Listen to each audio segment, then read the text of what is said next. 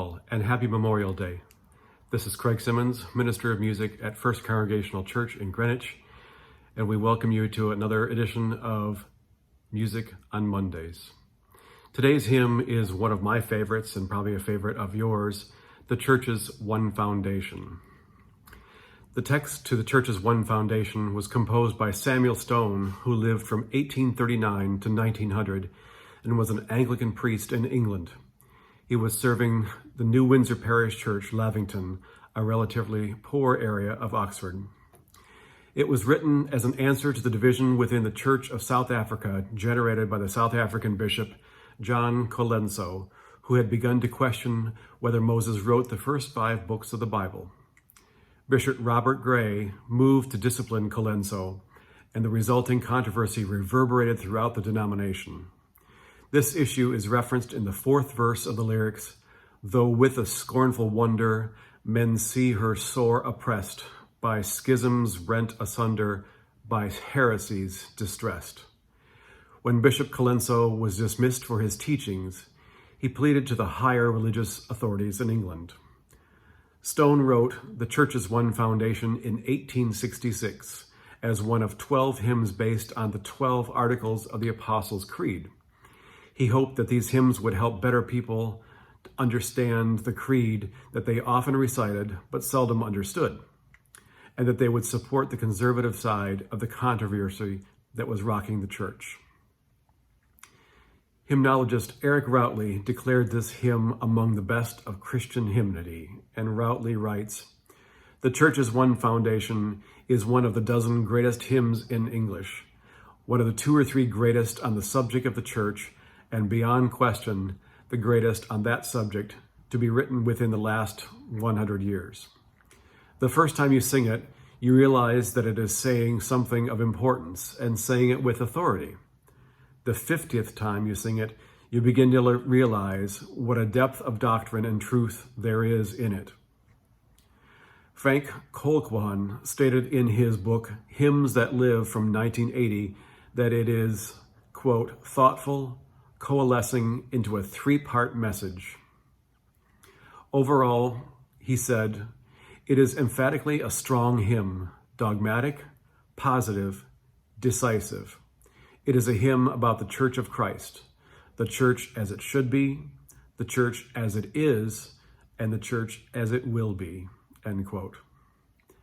The hymn tune, or musical setting, was written in 1864 and was composed by Samuel Sebastian Wesley, the grandson of Charles Wesley, one of the founders of the Methodist movement in England.